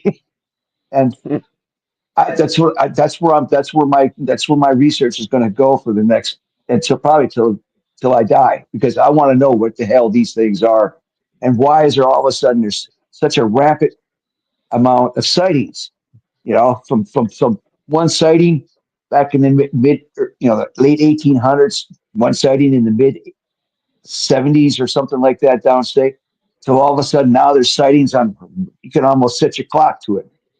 I want to know Yeah. what's going on, where these things are coming from. Well, you Has it won't anything you to do won't with have the you won't have Uncle me as Larry? competition. Nope, I'm not looking for it. My plate is full already. That's all you, Big, buddy. yeah, Bigfoot's Oh takes man, up I was all going to my invite time. you guys along. Negative. Not for that. If we're looking for Well, Bigfoot, I'm all in. the truth of the matter is, when you go out in the woods at night, especially, you don't really get a say so in what's out there. It is what it is. Exactly. Hmm. You're there for whatever Yeah, shows up. So It is whatever yeah, is yeah. called I out. would I wouldn't mind seeing one. I don't think I don't know that I go so far as to go looking for them, but I as long as it's I not want to bothering see me, I one. guess I'm good to go. I had a Yep. nephew that took pictures, supposedly of the dog man down by southern Wisconsin, and the only picture that he sent me was the upper half of this thing, just like walking through this field of like grass that's about 4 foot tall, and this thing's standing about 3 feet taller than the grass, and you could see I would like make to out see the that picture. pointy. It's Yeah, I will send it to you guys if I can dig it up. It's it's kind of blurry naturally, like anything cryptid. It always comes out blurry. But you can basically make out. It looks like it's walking with one arm parallel, like you bend your elbow, bent at the elbow, and you can pretty much almost make out the pointy ears on its head. Yeah. He saw it the day before in the woods. Him and his buddies that were going fishing, and this thing was standing on the trail about 100 feet in front of them, and it jumped off to the side of the trail. And they ran up there to see where it jumped to. It jumped down this 20-foot ravine and took off up into the woods before they could even get there. That's how fast the thing was. So he went back the next day with his camera ready, his phone, and they said they saw it in that field, and they were quite a ways away, and he took pictures of it. So yeah, I'll try and find it and send it to you Hmm. guys. But it's unique, because in this property, it's 40 acres with a 10-foot tall chain link fence with barbed wire on it going all the way around this property. It's 40 acres. What are they trying to keep in, or what are they trying to keep out? Well, Yeah, that's a little exactly. strange. I've ran into it. This area I'm going into tomorrow. I am getting in the woods tomorrow. So if anybody's interested in watching my channel, I Well, am I'll back be in the there. woods. I'm going out tomorrow. Um, we there's a certain area. I don't know how long because I haven't walked the whole thing, but all of a sudden it goes from like a barbed wire fence area, three Uh lines, huh. to all of a sudden it's 10 feet tall. It's ten Yeah. feet, and Freaky. What are they? you don't need that height for deer or cattle. See what I'm saying? No, So why would you go 10 feet tall? You know what I mean? It doesn't make any sense to me right. up there. So Unless they're trying to keep something big in. And in which or way is the out, I don't barbed know. wire pointing? Is it Well, this facing is in or not is a it barbed facing wire. out? It's a Oh, regular fence with barbed wire at the right, with chain top. link fence? You know what Okay. I mean? And that Yeah. particular area on the other side, I want to say it's for cattle or something because it's an open field and then forest again. But whatever it is, they don't want it coming in there or they don't want it coming out of there. I don't know. I would Right. assume they don't want it to come in there because the property that I'm researching is actually large itself, but it connects to a state park, which is another Mhm. 12,000 acres. So maybe they're trying to keep it on the state park side and not coming on the private side, but that's on another county, so I don't know who owns it. So, but I Wow. am going out there tomorrow. I am going out there with another researcher and Troy Palmer, who we've had on the show. He's coming. He's driving in tomorrow morning, and we're going out there and spending the day. You know, at least a few hours out there and showing him my research area, and hopefully we find something. So it'll be a great day. Yeah, I hope Excellent. so. Any day you get outside Well, is a Todd, great day. Johnny, What's that, Johnny? lost him. Yeah, he's frozen. Can you hear us, Hmm. Johnny? Yeah, I think it's, and those of you in the chat room, yeah. Troy Palmer has a also has a YouTube channel. I believe he has a YouTube channel. He also has a Facebook page, but it's Sasquatch Origins, and it's him and his partners, which is a girl named Desi, who's really awesome, and another person named Brian, that Brian Darcy, that I've also had on the show. I think the world of him. So great opportunity. He's actually coming up because I have some trail cam issues. I own three different trail cams, and two of them I'm having issues with. So he's actually coming up to Yeah. take the trail cams from me and taking them home with him to figure out what the problem is. And I said, hey, let's just make a day out of it. When you come to get the cameras, let's just go out to my research area and hike around because I've literally not been out there in at least 6 months. Yeah. So I'm looking forward to Good getting back chance of out seeing there. something. Yeah, the last time I've actually been in the woods is when I went up to Ohio with Icebox from because he's up there in Indiana, and he has the Dirt Road Bigfoot podcast. So he invited Okay. me up there, and we went up there, and that was the last time I've been in the woods. So I'm really looking forward to Yeah. getting out there. But this summer, it's hard up here, dude, or down here from you. It's so hot, and the Yeah, mosquitoes are I know. so I was bad. stationed in Florida. And so I kind of took the summer off, man. I was just beat. I mean, the summer was just Mhm. horrible. And then we have thunderstorms and rain showers, it's just horrible lightning storms. So I just kind of took a break from it and dealing with work issues and stuff like that. But life is balancing back out and things are looking good again. And so I think I'm going to get back on track and stuff like that. Thankfully, I got great subscribers. I had 2,559 subscribers. I'm only down to 2,552. So I only lost 7 subscribers in the Nice. last 6 months for me being not active, and I appreciate them. My That's my subscribers are fantastic. They're outstanding, and I yeah. wanna thank them for hanging in there and still being a part of what I'm doing. I really appreciate it. I hope And some of so them tell come us. over my podcast. Well, let's talk about your podcast. Tell them about what All you're right. doing. Okay. My podcast is called Entering the Unknown. That says it. Um, uh, me and Adam, well, Adam had an encounter and it freaked him out. He didn't know what to do. He was afraid to go back out in the woods. And his wife was getting her hair done at a friend of mine's boutique. And I was in there getting a tan and come out. And the owner told me to go talk to this woman back there. She goes, about Bigfoot. So I went there, talked to her, hooked up with Adam after this conversation. And I got him to go back out in the woods. And he goes, you really helped me a lot. He goes, we should go on and start a podcast where we go out and help people. And I was like, you know what? That sounds like that could be fun. I said, could we talk about other stuff? And so we came up with a format of anything cryptid, unusual, weird, strange, um, current or not, conspiracies. Um, Most of the unusual. I don't want to do more paranormal stuff, but we haven't really touched on that very much. Um,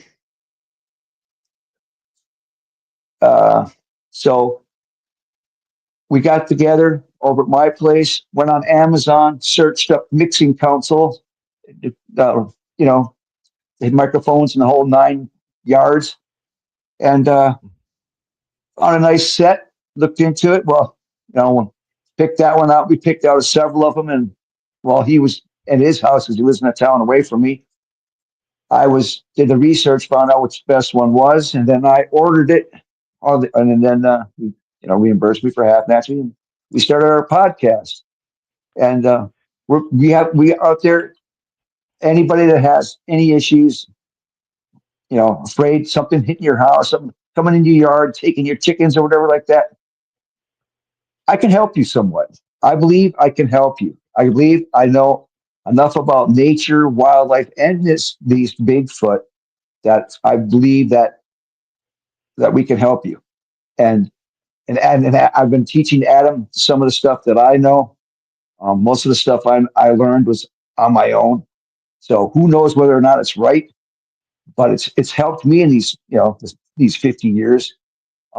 I'd like to rub this into that teacher's face that flunked me for Bigfoot, but no, I Well, seriously, I want to help people.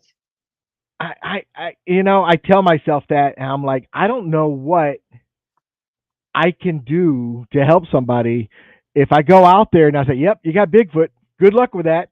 I don't know how I can help them Well, except understand that my belief is, um, I don't think it's a bad thing. I don't think it's an right. aggressive creature that you have to worry about. Now, granted, if you have Most of the farm time, animals or no. something like that, it may take your farm animals because it's a food Yeah. source.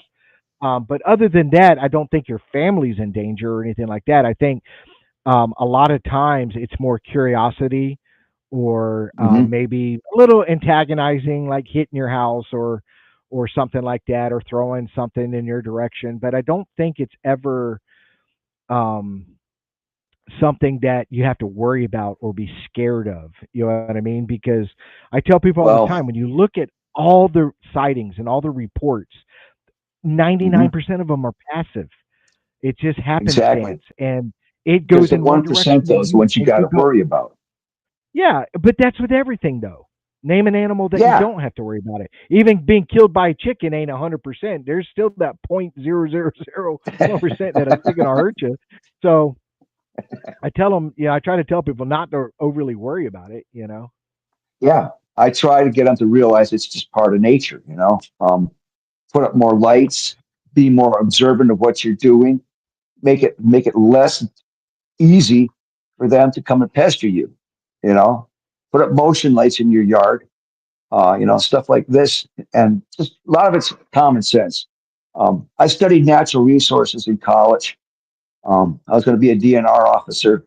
If you know what that is, Department of Natural Resources. It's like your game wardens down in Florida, uh, and I took all the biology that you can take in college, and I contribute that to my research and to what I can do to try and help people. Um, I've been observing human nature for at least 50 years too, since I was, a teenager. And I honestly like to try, and I can't guarantee it, but I honestly, everybody that has come to me for help has left confident and rest assured that they weren't going to die, basically. Yeah. I got Hey, a good right there, record so far. I'm the you got Dr. you got Phil of Bigfoot. you got. I just put it up there. Pyromedic said that he had a buddy of his that got spurred behind the leg by a rooster and almost died. See, it's not Yeah. zero. There is a percentage. There is a percentage. See what I'm saying? So I kind Yeah. of put like I said, I'm in the woods a lot, and And Yeah.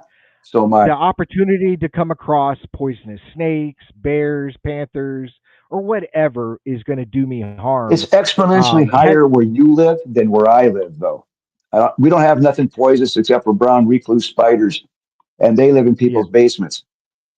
it's a. I mean, we don't have brown recluse where I'm at. A lot of people will argue with me, but they need to do their research. There's not brown recluse down here, but we do have like 4 or 5 species of black widow, Yeah. and other spiders that'll bite you. I was just recently this year had to go to the emergency room because I got bit by something when I was in the woods, and it got really bad, and I had to go to the ER and get that taken care of. Um, but with Florida's just a dangerous place. I mean, like somebody just brought up, types of exposure and stuff like that. Just the weather elements. I've been out there, and within 2 hours, I'm cramping. My muscles are cramping. I'm dehydrating Mhm. so quickly. I can't drink enough water. Um, there's just, Yeah. I mean, Florida's a rough place to research in, and It is. I don't encourage people to do what I do, but I do encourage people to get out in the woods. Spend a couple Hmm. hours at least and hike and go camping and take Yeah. your kids out there and enjoy the outdoors and don't fear it. You know what I mean? Right. And I've made no qualms about it, and I'm kind of irked about it. This year's Bigfoot conference has already been announced.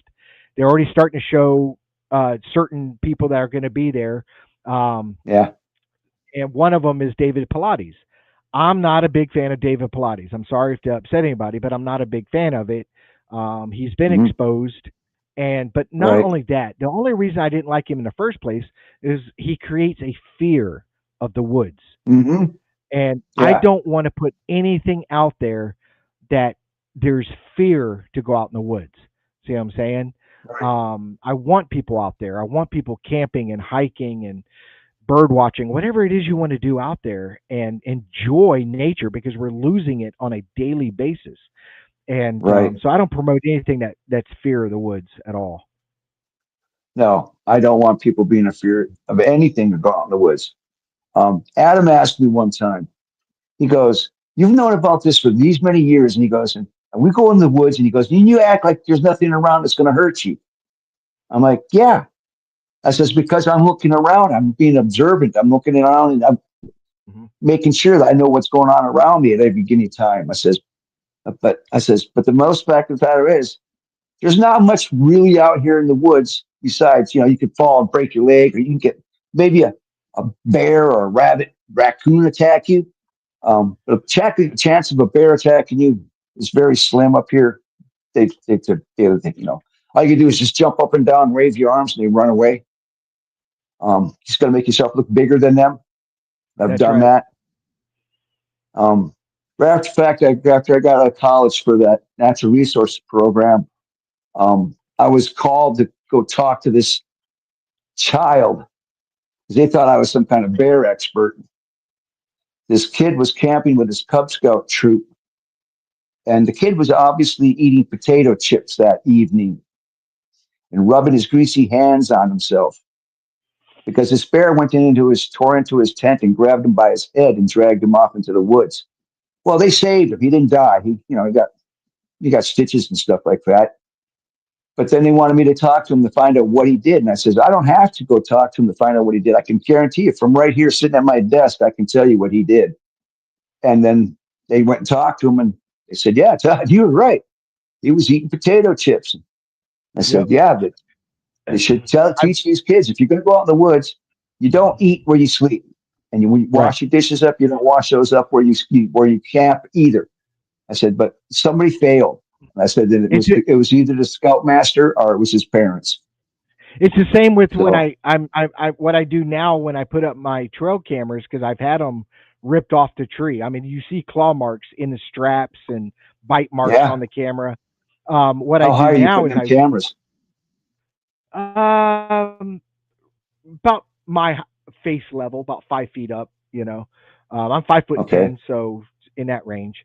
Um, but what I do is I wash my hands. I make sure they're clean because I don't want any scent on the cameras. So if I ate a McMuffin on the way out to the woods, and that's on my hand, Hmm. a bear, something's going to smell that. They're going to check out the camera. Oh, where's the smell coming from? So I try to clean my hands. I clean the camera and stuff like that now Yeah. because, like I said, Invest I in a found pair. my Get camera. some sterile gloves. Right. Those nut Drake gloves. Yeah. Um, what I learned from one of my brothers being a trapper when we were kids, uh, to keep his scent off his stuff, which I would do because I only have two game cameras and I don't use them because I forget where I put them. Um, he put he had a cabinet that was nothing but fresh. He kept changing them every week. He changed the pine boughs inside of it. This he opened this cabinet up, the whole house with the whole room that it was in would smell like Christmas tree right away.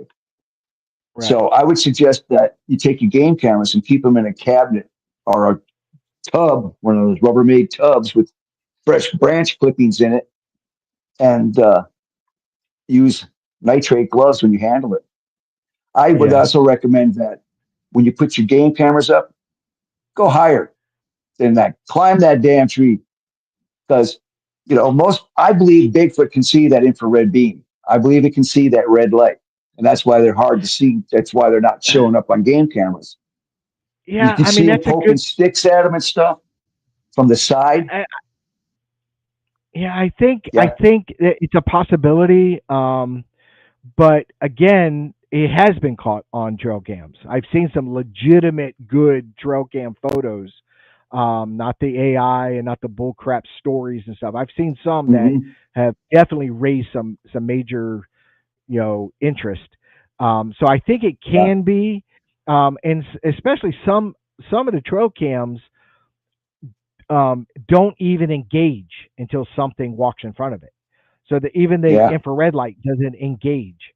So I think it can be done. I think and I'm big like my key thing is I got to catch this thing on video. I'm not a big yeah, picture guy because we've already proven pictures are worthless. hmm, Regardless of how good it yeah, is, it's very worthless.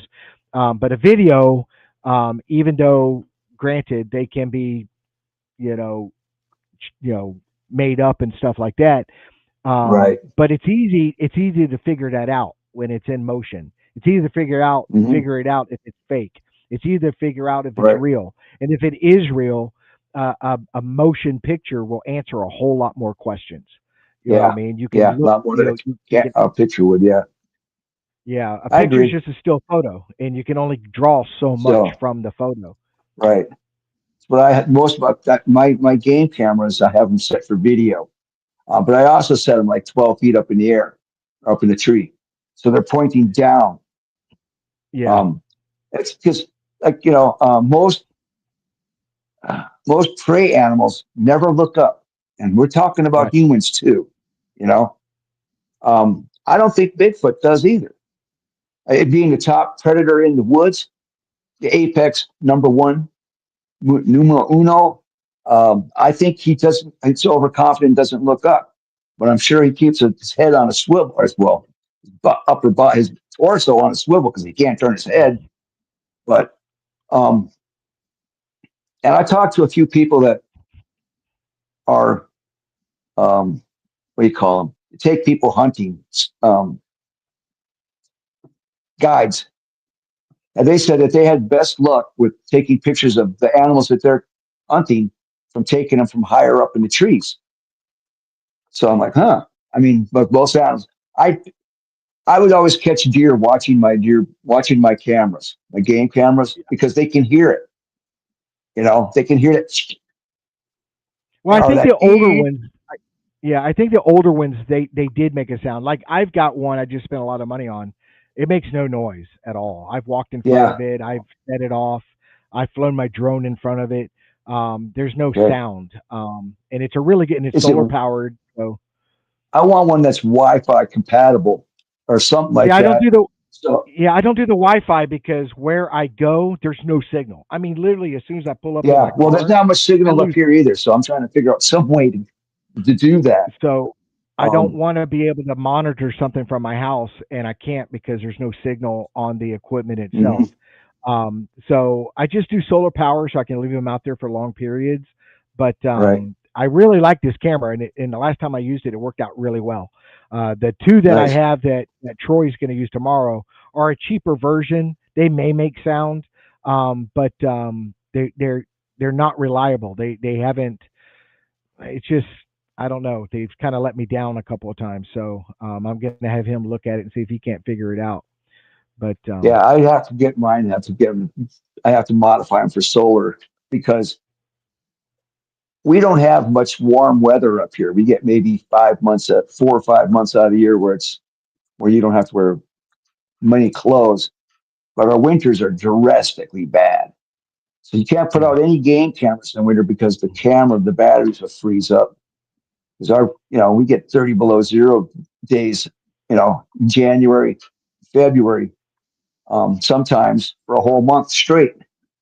And batteries can't hold up to that.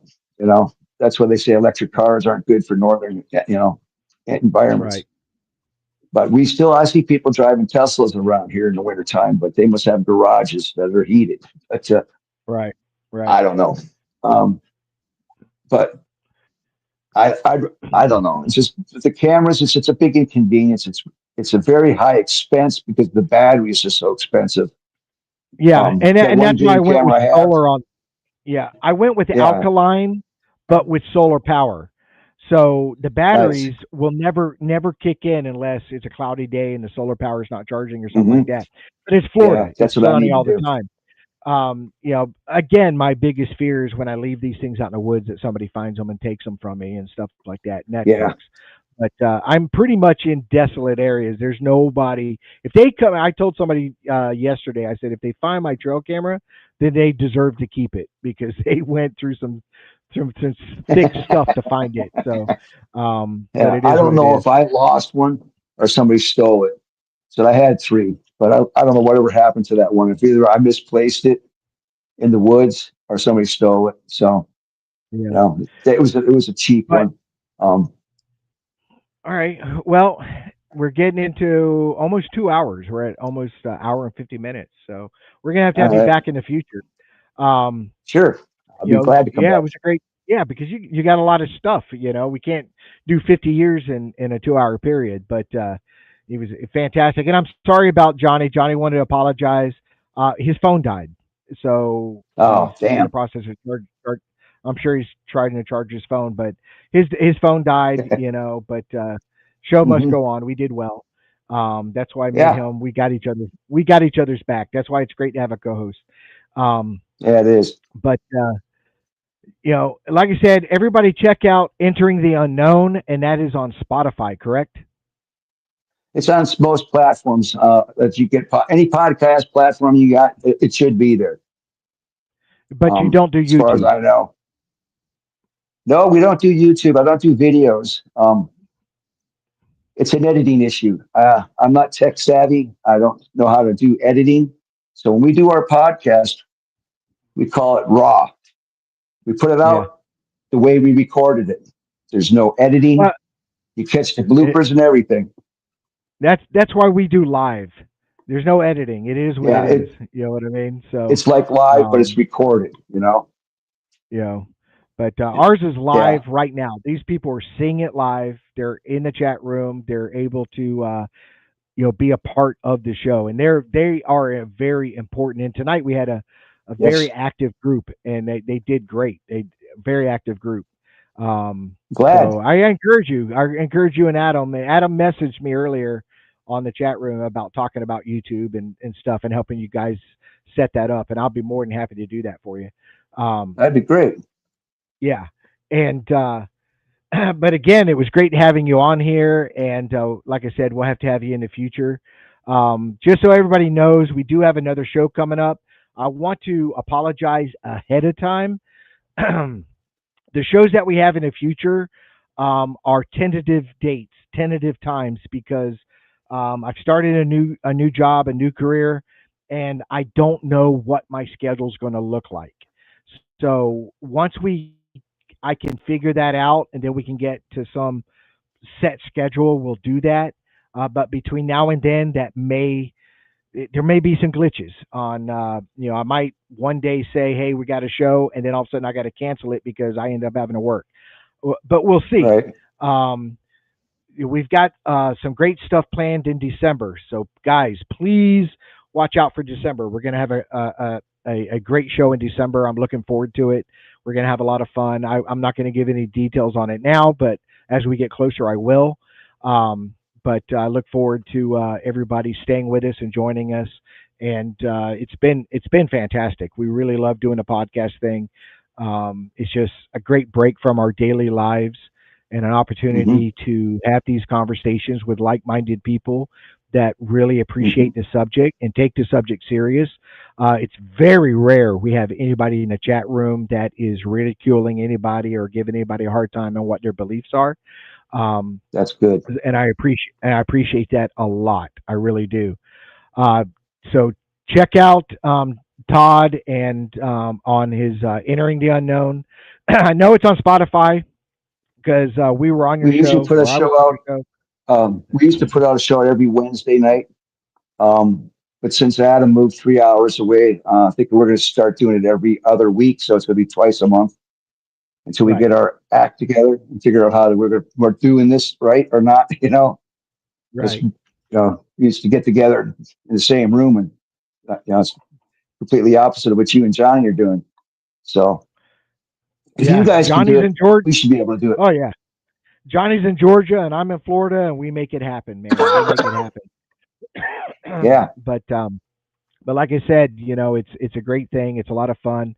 I love the interest in the subject and talking about the subject, and I don't get into all the paranormal, metaphysical stuff like that. I'm a meat and potatoes forensic guy. But I love talking Yeah. about the subject regardless. I love hearing theories and ideas and stuff like that, So that's a lot of fun. And we got some great guests lined up coming up soon. So I look forward to Looking those forward to guys. it. Yeah. So I'm going to go ahead and drop you backstage, and I'll be there shortly. All right, buddy? All right. I'll be there. I'll be in the bathroom, though. All right. I'll see you later. Good talking. All right. All right, guys. I'm going to appreciate every single one of you guys. It was a great show. Todd's a great guy. Check him and Adam Pierce out. That's the two hosts of Entering the Unknown. Check them out. Also, check out me and Johnny. Johnny has a channel called Sasquatch Encounter Brigade, and he has a Facebook page, and he also has a YouTube channel. He's got some great things happening on his own property. Even tonight, when we were starting the show, he said he was having some activity tonight. So it wouldn't surprise me that he's not in the woods right now outside of his house. Again, I do apologize. I've taken so much time off from my channel, but I do have a YouTube channel called Bigfoot Florida Guy. I have a Facebook page and a YouTube channel, so please check it out. It's free. It doesn't cost you nothing to subscribe. And when you watch any of our stuff, please hit the like button, or at least drop a comment, because that really does help with the algorithms and gets our channel out there so people will see it more. So we would greatly appreciate that if you hit the like button and stuff like that, especially tonight's show. We got some great things coming up. Please stay tuned. We're going to have a lot of fun. Some things are going to happen, and we also got the Bigfoot conference coming up, and so we'll be gearing up for that and stuff like that. So, again, I appreciate you guys. You guys are awesome. I appreciate everybody that watched the show live and those that are going to watch it on the restreams later. God bless each and every one of you guys, and I hope you have a fantastic weekend, and we'll see you next time. We got another show coming up next week or the week after. I have to look at the calendar, but we do have a show coming up soon, hopefully. Cross my fingers my schedule works out. And I'll talk to you guys later. God bless each and every one of you guys.